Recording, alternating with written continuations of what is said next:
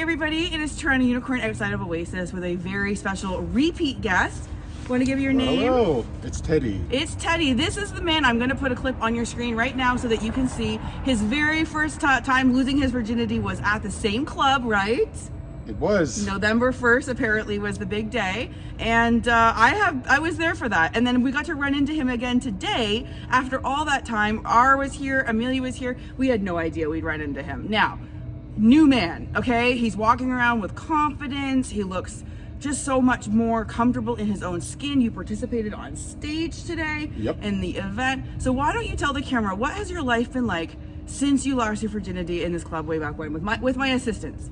Well, different is the word, really. I've been more confident. I realized due to a lot of sociological and political reasons that we do not have time to get into, I have been putting a lot of pressure on myself. And now that's gone. It's like appendicitis, it's gone. And what happens when the pressure's gone? How do you live differently?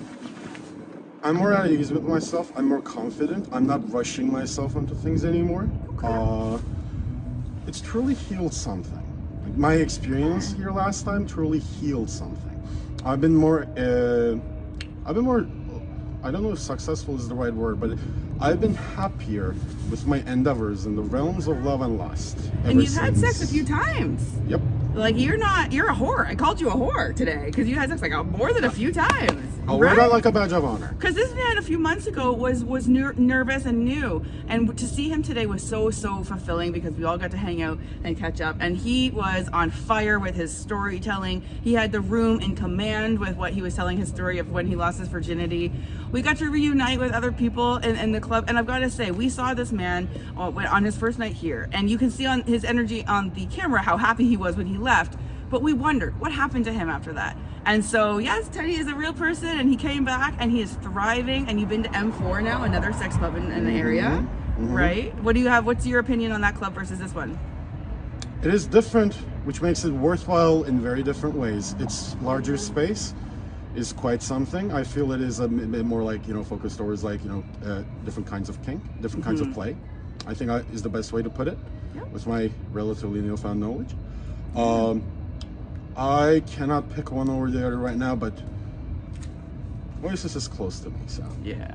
And honestly, this place is second to none when you have the community of people who can sit around and chill all night and not feel the pressure to even have sex necessarily, right? Like I didn't have sex tonight, and I felt a little pressure, but that was just from a funny internal thing with a friend. But yeah, so overall, how was your night tonight?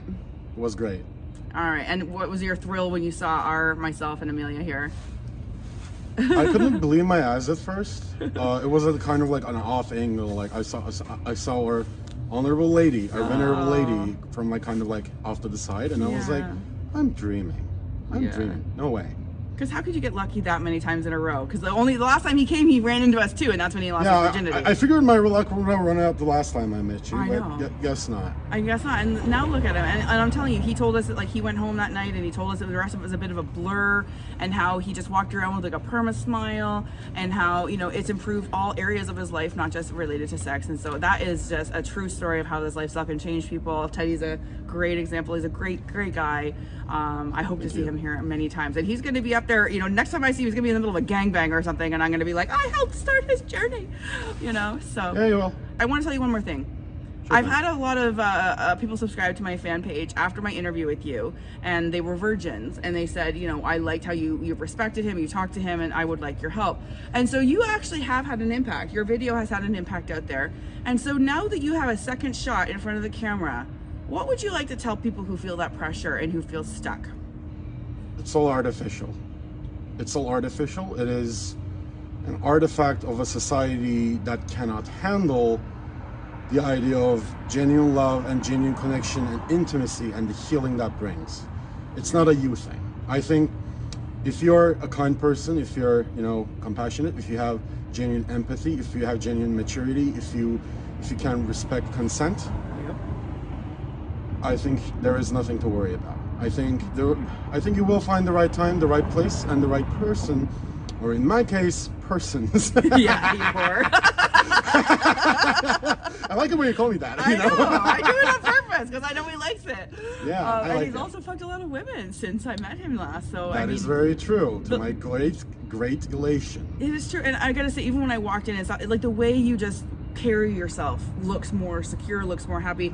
And I guess maybe you're just nervous the first time, but you could just tell the difference. This man is a new man. He was rapping off comedy and telling a story to crowds of people that were just eating it up. And I've got to say, you made a good connection, made some good friends tonight, and that's what this club's all about. So thank you for tuning in. Thank you, Teddy, for being on camera again. Thank you. It was awesome. Thank you for letting me be here. Yeah. Stay frosty. Great.